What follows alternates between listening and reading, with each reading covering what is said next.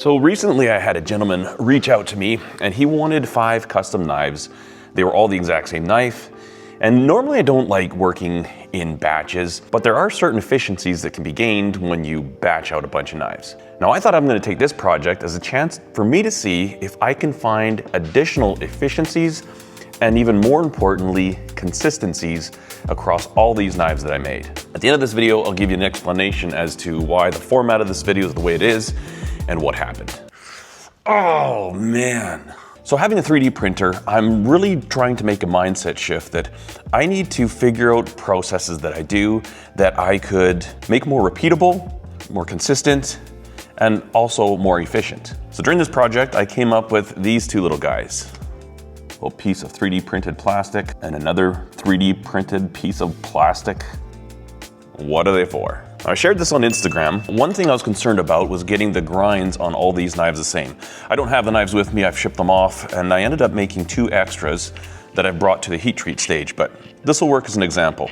I've traced out the profile of the blade in Shaper 3D, and I ended the part exactly where I want the plunge line to be. So all you do is you stick your knife in there, hold it nice and tight, flip it over, grab the file guide of your choice, slide it on like that, bolt it down, and now you will have the plunge at the exact same angle every time. The grind will come to the same point on the blade every time. Your cutting length will be the same every time. These grinds I did pre-heat treat, and then I actually finish them up to the plunge guide post-heat treat, so that's why it's a little shy, but just like that. It's pretty darn cool if you ask me. Just like boom. Repeatable plunges every single time.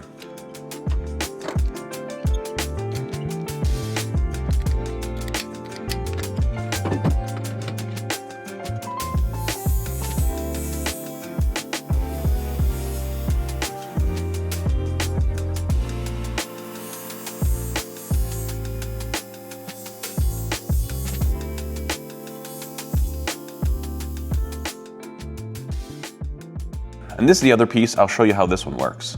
So once you've got your scales shaped to the knife, and I've got some clearance for the pins there, and it allows you to just put a Sharpie mark exactly where you want the front of the handle to end.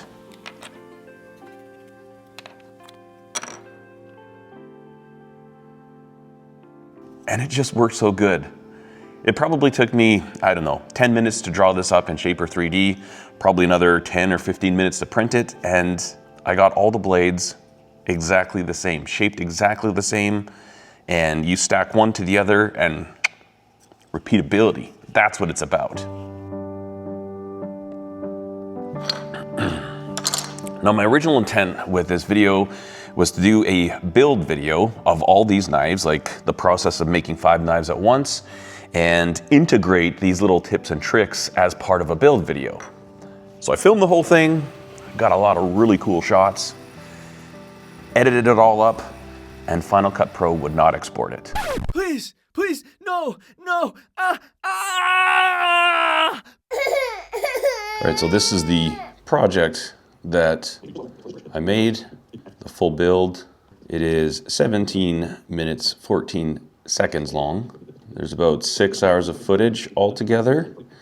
I did 125 different voiceovers. And even after trying everything, like scanning for corrupt files, checking the codec of all the files, changing the codec, I have no clue. There's so many videos on YouTube that tell you different steps.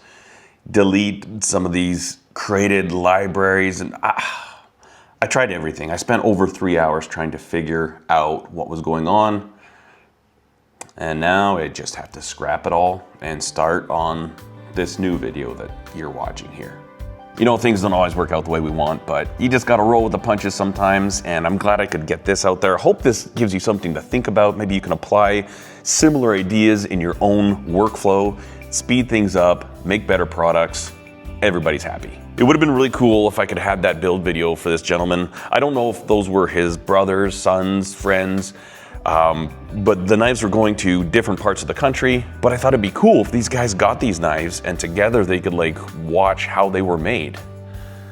So I wish that could have happened. I'm not gonna go through and spend another 8 hours editing that video when I have some type of a file in there that doesn't work. So this is what we get instead. Anyways, I hope you enjoyed it. I hope you have a fantastic day, and I thank you for watching.